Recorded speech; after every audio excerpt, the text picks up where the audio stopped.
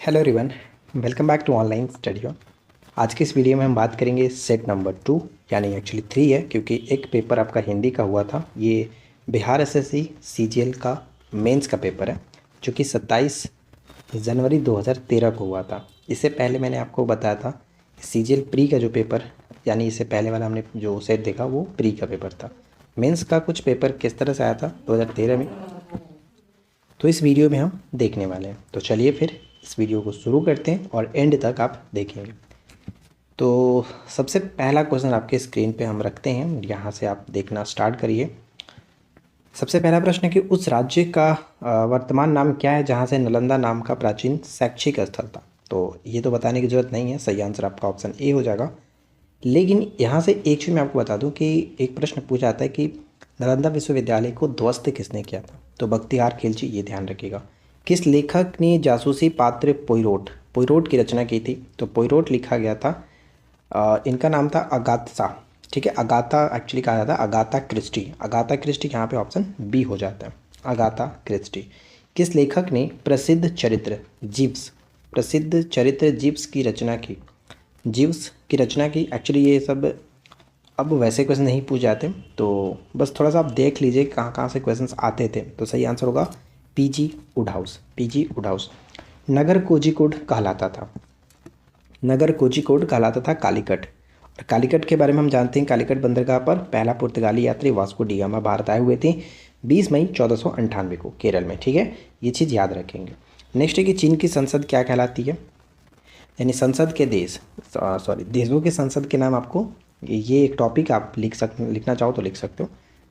तो यहाँ पे सही आंसर आपका हो जाएगा ऑप्शन सी, राष्ट्रीय जन कांग्रेस। ठीक है, नेशनल पीपल कांग्रेस जो होता है ये चीन की संसद का नाम है, ऑप्शन सी होगा। बताइए कि इस वर्ष प्रथम व्यक्ति अंतरिक्ष में गया। अंतरिक्ष में प्रथम व्यक्ति जो गए थे वो हमारे यूरी गागरिन थे। ठीक है, यूरी गागरिन। यहाँ पे सही आंसर 1961, अप्रैल 1961 में सोवियत यूनियन के द्वारा जो कि ये गए थे। तो ध्यान रखेंगे। इस राष्ट्र का राष्ट्रीय प्रतीक सिंह नहीं है, सिंह नहीं है। तो पाकिस्तान का तो जानते हैं आप, सिंह नहीं है। तो सही आंसर आपका ऑप्शन ए हो जाएगा। एक मानचित्र में समान दाब वाली रेखा है, समान दाब वाली रेखा को क्या जानते हैं। समान दाब यानी आइसो बार। ठीक है, आइसो बार्स कहते हैं, यहाँ पे ऑप्शन सी हो जाएगा। और आइसो बात किसको कहते हैं, समान गहराई आइसो बात कहा जाता है। नेक्स्ट है कि यह दिवस इक्विनॉक्स कहलाता है। तो ध्यान दीजिएगा, इक्विनॉक्स इंग्लिश वर्ड है, हिंदी में इसको विषु कहते हैं। हो सकता है एग्जाम्स में विषु भी लिखने को देखने को मिल सकता है। तो पूरे साल में 2 बार विषु होता है, 2 बार विषु होता है या फिर इक्विनॉक्स होता है। इक्विनॉक्स हम उसे कहते हैं जब सूर्य की किरणें पृथ्वी पर लंबवत पड़ती है, और ऐसा सिर्फ और सिर्फ वर्ष में 2 बार होता है, 21 मार्च को और 23 सितंबर को। तो यहाँ पे फिलहाल 21 मार्च बिल्कुल सही आंसर बन जाता है। नेक्स्ट आता है कि यह जो राजनीतिज्ञ थे वो विमान दुर्घटना में मारे गए। तो विमान दुर्घटना में जो मारे गए थे उनका नाम हम यहाँ पे कह सकते हैं Sanjay Gandhi, option D Sanjay Gandhi, right. जिनकी डेथ की बात करें तो 23 जून 1980 को माना जाता है इनका डेथ, जो कि प्लेन क्रैश हुआ था। इसके बाद हमारा नेक्स्ट जो प्रश्न आता है वो ये है कि यह राजनीतिज्ञ कभी दूरसंचार विभाग के कार्यवाहक मंत्री नहीं रहे। तो यहाँ पे ज़्यादा आपको दिमाग लगाने की जरूरत नहीं है, बस आंसर जानिए ए राजा। पुलिला गोपीचंद इस खेल से संबंधित रहे। तो पुलिला गोपीचंद ये बहुत इंपॉर्टेंट है, पूछा जाता है। तो इनका संबंध बैडमिंटन से था, ऑप्शन ए बैडमिंटन। यह बुकर पुरस्कार विजेता रही हैं। तो बुकर पुरस्कार विजेता के रूप में हम यहाँ पे देखेंगे ऑप्शन, तो देखने को मिलेगा ऑप्शन बी अरुंधति रॉय। और इनके बारे में आपको पता ही है कि इनकी जो बुक है, नोवेल है, वो काफ़ी फेमस रहती है। जैसे कि कुछ साल पहले एग्जाम्स में बहुत ज़्यादा रिपीटेड होता था the God of small thing, और इसी पुस्तक के लिए इनको मैन बुकर पुरस्कार दिया गया था। ठीक है, और इनकी एक और पुस्तक थी the ministry of utmost happiness. ये बार बार एग्जाम्स में रिपीट हुआ करता था। 2017 में इन्होंने एक पुस्तक लिखा था the ministry of utmost happiness. तो ये चीज़ आपको याद रखना है। इन्हें भारत रत्न से सम्मानित किया जा चुका है। तो भारत रत्न से सम्मानित अगर हम देखा जाए तो कह सकते हैं लता मंगेशकर जी को भी 2001 में सम्मानित किया गया था, सचिन तेंदुलकर के भी 13 में सम्मानित, और अटल बिहारी वाजपेयी को 14-15 में सम्मानित किया जा चुका है। तो तीनों के तीनों यहाँ पे हो जा रहा है। तो कुल मिलाकर देखा जाए तो ऑप्शन ई बन जाएगा। पंडित जवाहरलाल नेहरू इस समय तक प्रधानमंत्री थे।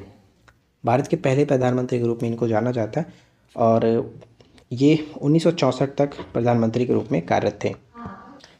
इसके बाद नेक्स्ट प्रश्न आता है कि भारत का राष्ट्रीय पुष्प कौन सा है। तो भारत का राष्ट्रीय पुष्प ऑप्शन सी हो जाएगा कमल, जिसको हम लोग इसको हम लोग क्या जानते हैं, नीलुम्बा कहते हैं। एक्चुअली इसको नेबुला नुसिफेरा हम लोग याद करके रखे हुए थे, लेकिन एक्चुअली इसका नाम जो होता है नीलुम्बा नुसिफेरा, आप याद रख लीजिएगा। यहाँ पे सही आंसर सी होगा। भारत के राष्ट्रीय कैलेंडर का जो पहला मास होता है, पहला महीना होता है, उसको हम चैत्र के नाम से जानते हैं, ठीक है, चैत्र। नेक्स्ट है कि 5 सितंबर इस कारण मनाया जाता है। 5 सितंबर को राष्ट्रीय शिक्षक दिवस के रूप में हम लोग मनाते हैं। तो सर्वपल्ली राधाकृष्णन जो थे, इनकी जयंती के रूप में हम लोग मना। जो नेक्स्ट हमारा प्रश्न देखने को मिलेगा, यहाँ पे आप देखिए कि राष्ट्रीय गीत इस उपन्यास से लिया गया। तो राष्ट्रीय जो गीत है वो किस उपन्यास से लिया गया, तो आनंद मठ से लिया गया, बंकिम चंद्र चटर्जी द्वारा रचित आनंद मठ। इस पुस्तक पर आधारित यूट्यूब वीडियो बहुत लोकप्रिय था। तो वैसे ये क्वेश्चन आपके लिए बिल्कुल इंपॉर्टेंट नहीं है, तो हम इसको इग्नोर ही करेंगे।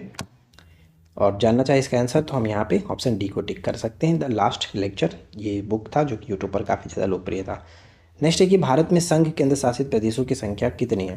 तो देखिए वर्तमान के अकॉर्डिंग देखिए, एक्चुअली 2013 की बात कर रहा था, लेकिन हम वर्तमान में आपको बताए थे कि अभी फ़िलहाल हमारे पास टोटल 28 राज्य और 8 केंद्र शासित प्रदेश हैं, ठीक है।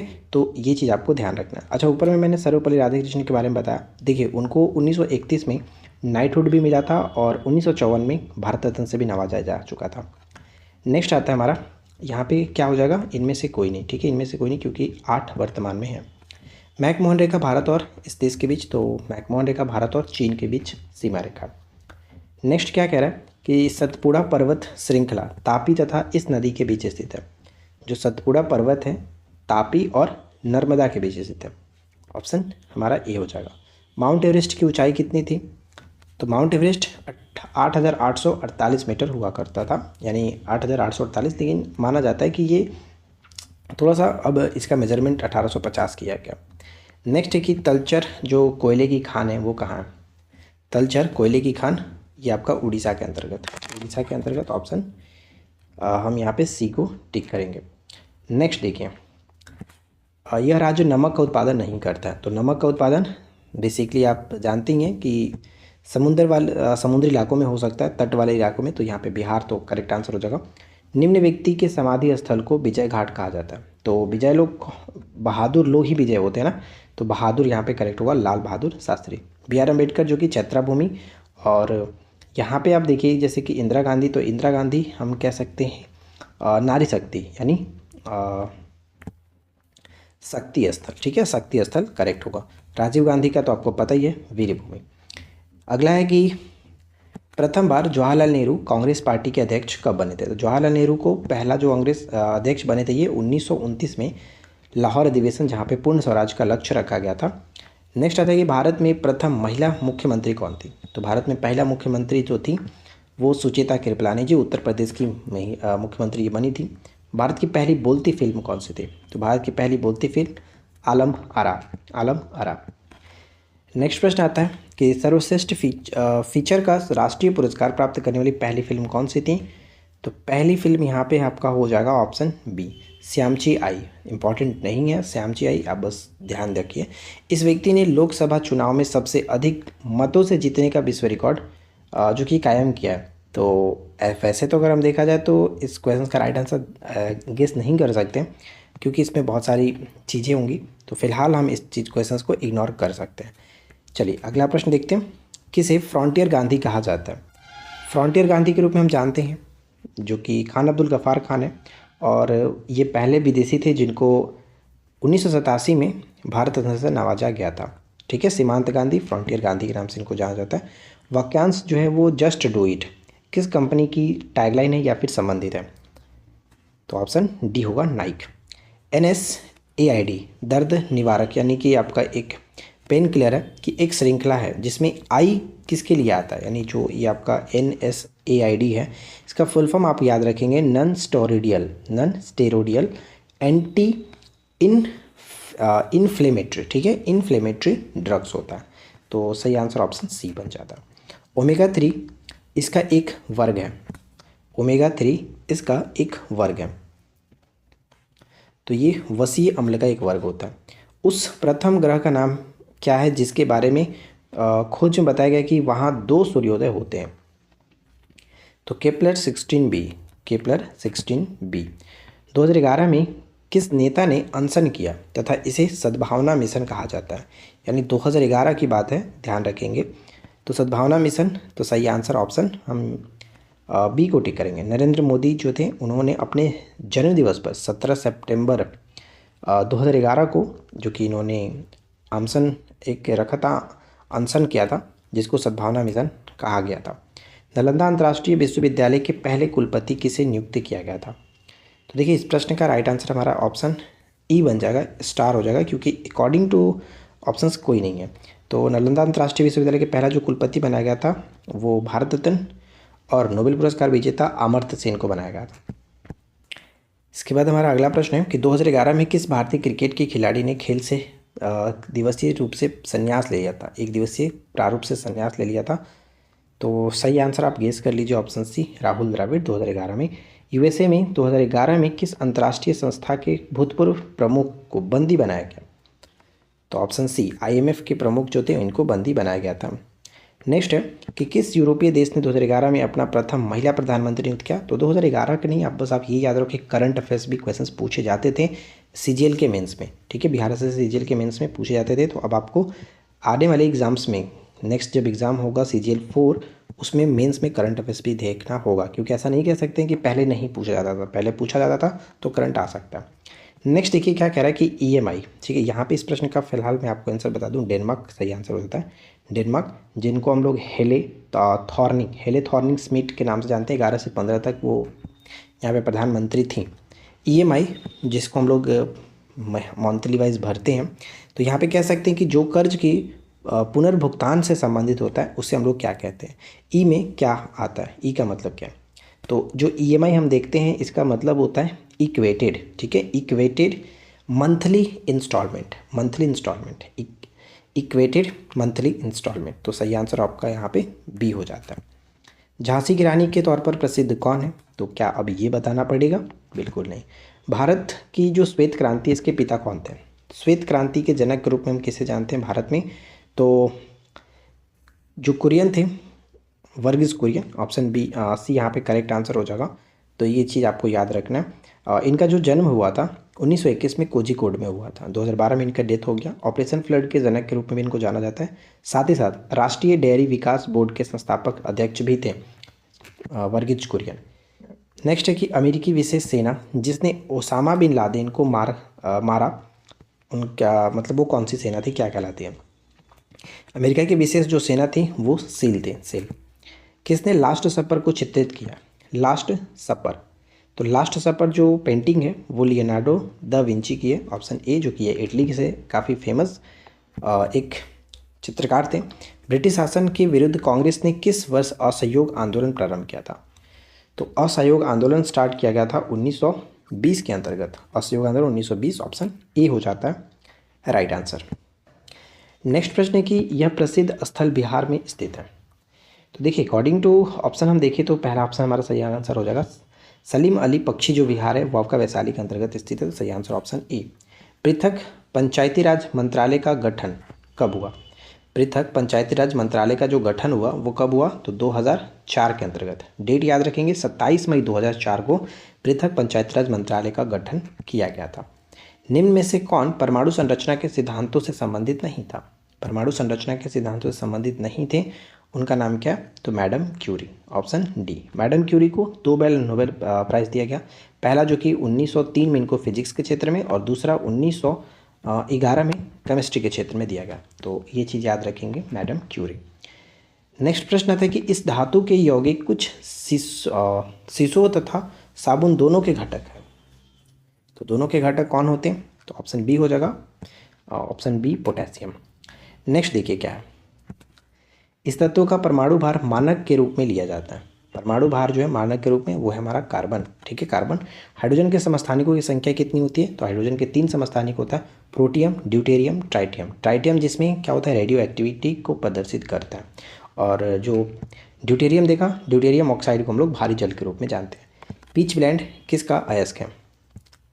पिच ब्लेंड जो है वो यूरेनियम का अयस्क होता है, ऑप्शन ए यूरेनियम। मिश्र धातु एल्युमिनियम ब्रॉन्ज में उच्चतम अनुपात में उपस्थित कौन होता है? ब्रॉन्ज में, तो ब्रॉन्ज हम यहाँ पे कह सकते हैं एक तो टीन और एक तांबा होता है, तो उच्चतम अनुपात में तांबा होता है क्योंकि 88% तांबा होता है, बाकी जो रेस्ट है वो टीन कह सकते हैं। अकार्बनिक यौगिकों से संश्लेषित प्रथम कार्बनिक यौगिक कौन था? अकार्बनिक यौगिकों से संश्लेषित प्रथम कार्बनिक यौगिक कौन था? तो वो हम यहाँ पे कहेंगे ऑप्शन सी होगा, यूरिया। वुड्ज अभिक्रिया इसे प्राप्त करने हेतु प्रयुक्त होता है। वुड्ज अभिक्रिया का इस्तेमाल हम कहाँ करते हैं? वीवीआई प्रश्न रहेगा। तो एल्केन प्राप्त करने के लिए, ठीक है, एल्केन प्राप्त करने के लिए वुड्ज अभिक्रिया का इस्तेमाल करते हैं। देखिए नेक्स्ट प्रश्न हमारा ये कह रहा है कि सिरके का पीएच मान कितना होता है? तो सिरके का पीएच मान 2 पॉइंट, ध्यान रखेंगे 2.4 से 3 पॉइंट के आसपास होता है। 2.4 से 2.4 इस तरह से इसके बीच होता है, तो लगभग हम यहाँ पे 3 कह सकते हैं। ग्लिसरॉल में प्राथमिक एल्कोहलिक समूहों की संख्या कितनी है? ध्यान दीजिएगा, इस प्रश्न में थोड़ा सा ट्रिक है, क्योंकि अगर आप थोड़ा सा मिस्टेक करेंगे तो गलत हो जाएगा। ग्लिसरॉल में प्राथमिक एल्कोहल अगर आपसे पूछे तो फिर 2 को टिक करना है, अगर सिर्फ और सिर्फ एल्कोहल का है तो 3 हो जाएगा, क्योंकि 2 प्राथमिक एल्कोहल होते हैं और 1 माध्यमिक एल्कोहल होता है। तो यहाँ पे फिलहाल प्राथमिक पूछा गया, इसलिए हम 2 को टिक करेंगे। ऑप्शन 3 सही होगा, ऑप्शन सी। नेक्स्ट प्रश्न है कि प्रकाश संश्लेषण का प्राथमिक उत्पाद कौन सा है? प्रकाश संश्लेषण का जो प्राथमिक उत्पाद है वो कौन सा है? वो ग्लूकोज। प्रकाश संश्लेषण में सबसे पहला जो कि ग्लूकोज बनता है, और अंतिम उत्पाद माना जाता है प्रकाश संश्लेषण का अंतिम उत्पाद ऑक्सीजन। निम्न में से कौन अन्य तीनों को सामहित करता है? अन्य तीनों को सामहित करता है वो है परितंत्र। परितंत्र में बाकी सभी को शामिल कर लिया जाता है। मशरूम क्या? तो मशरूम एक प्रकार का कवक होता है, ठीक है, कवक। प्रकंद का एक उदाहरण बताइए कौन सा? तो प्रकंद के उदाहरण के रूप में हम यहाँ पे कह सकते हैं जो कि ऑप्शन सी को, यानी अदरक प्रकंद का उदाहरण है। सबसे जोर से बोल सकने वाला जंतु कौन सा है? सबसे जोर से बोल सकने वाला जंतु नीली हवेल, ठीक है, नीली हवेल, ऑप्शन सी। प्रकाश संश्लेषण तथा श्वसन का सामान्य उत्पाद कौन सा है? ध्यान दीजिएगा, प्रकाश संश्लेषण तथा श्वसन का जो सामान्य उत्पाद है वो जल होता है, लेकिन अगर आपसे पूछे प्रकाश संश्लेषण का अंतिम उत्पाद कौन सा था, तब वहाँ पे हम ऑक्सीजन को टिक कर सकते थे। तो फिलहाल यहाँ पे आपका ऑप्शन डी हो जाएगा, जल। यह अंतःस्रावी ग्रंथि का एक उदाहरण है। अंतःस्रावी ग्रंथि का उदाहरण कौन सा होगा? थायराइड, ठीक है, थायराइड, ऑप्शन सी। कौन सा अंग पीत का स्राव करता है? तो पीत का स्राव कौन सा ग्रंथ के द्वारा किया जाता है? तो पीत का स्रावन करता है यकृत, ठीक है, यकृत पीत का स्राव करता है, और पित्ताशय जो जमा होता है वो मतलब पीत का जो जमा होता है वो पित्ताशय में होता है। नेक्स्ट प्रश्न आपके स्क्रीन पे ये है कि रिकाम्बिनेंट डीएनए टेक्नोलॉजी के विकास के पश्चात ही यह तकनीक विकसित हो सकी, तो टीकाकरण, ऑप्शन डी हो जाएगा, टीकाकरण। इसके बाद हमारा अगला प्रश्न है कि निम्न में से निम्न का कारण विषाणु है। तो विषाणु के कारण होने वाला जो कि हम रेबिस देख सकते हैं, बाकी सब टेटनस, कुष्ठ और प्लेग जो कि वो जीवाणु के कारण होता है। गति का अध्ययन क्या कहलाता है? गति के अध्ययन को काइनेमैटिक्स के नाम से जानते हैं, काइनेमैटिक्स। क्वांटम सिद्धांत का सुझाव किसने दिया? क्वांटम सिद्धांत का सुझाव दिया गया था मैक्स प्लांक के द्वारा, option C, Max Planck. Next है कि वह यंत्र जो अत्यधिक तापक्रम मापता है, अत्यधिक तापक्रम को मापता है, वो हम पायरोमीटर के नाम से जानते हैं, पायरोमीटर, पायरोमीटर। लक्स इसकी इकाई है, लक्स जो है वो प्रदीप्त की इकाई है, प्रदीप्त, प्रदीप्ति, ऑप्शन यहाँ पे डी हो जाएगा। अगला है कि एक अश्व शक्ति का समतुल्य क्या होता है? अश्व शक्ति बराबर 1 हॉर्स पावर बराबर 746 वाट। यदि एक अवतल दर्पण में वस्तु एवं प्रतिबिंब दोनों वक्रता केंद्र पर हो तो प्रतिबिंब कहाँ पर बनेगा? ये चैप्टर मैंने अभी हाल ही में आपको कराया था, तो अगर आपने नहीं देखा तो जरूर चेकआउट कर लीजिएगा। तो ध्यान दीजिए यहाँ पे क्या हो जाएगा सही आंसर, कि वस्तु के समान आकार का ही बनेगा। ऊष्मागति की कौन सा नियम यह कहता है कि बिना किसी बाह्य कारक की सहायता के किसी कम तापमान वाली वस्तु से किसी उच्च तापमान वाली वस्तु का ऊष्मा स्थानांतरण नहीं किया जा सकता? तो ये जो कथन है वो मतलब कि ये जो नियम है ऊष्मागतिकी का दूसरा नियम है, ठीक है, ऊष्मागतिकी का दूसरा नियम।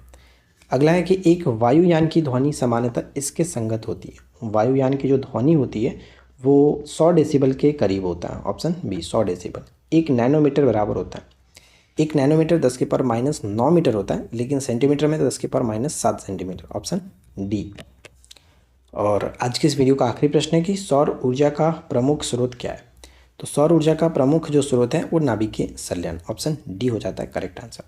तो देखिए फ्रेंड्स, यहाँ पे हमने जितने भी क्वेश्चंस थे बिहार एसएससी सीजीएल मेंस 2013 के क्वेश्चंस, तो उम्मीद है कि वीडियो आपके लिए हेल्पफुल रही होगी। और जिसमें इसमें जितने भी टॉपिक आपने देखा उन टॉपिक्स को आप लिखिए या फिर किसी तरह से कोशिश करिए कि उन टॉपिक्स को पढ़ लिया जाए, क्योंकि वो सभी टॉपिक्स एग्जाम्स में पूछे जाएंगे और आपको एक नोट्स रहेगा तो आपको पता चलेगा कि हाँ आपने ये टॉपिक को लास्ट टाइम पे पढ़ना है, ये सब चीज़ पढ़ना है। तो आज की इस वीडियो में इतना ही। वीडियो अगर आपको अच्छा लगा हो तो लाइक एंड शेयर करिएगा। चैनल पर पहली बार है सब्सक्राइब करके नोटिफिकेशन बेल आइकन को ऑल पे सेट कर लीजिए। मिलते हैं नेक्स्ट वीडियो में नए टॉपिक के साथ। Thanks for watching.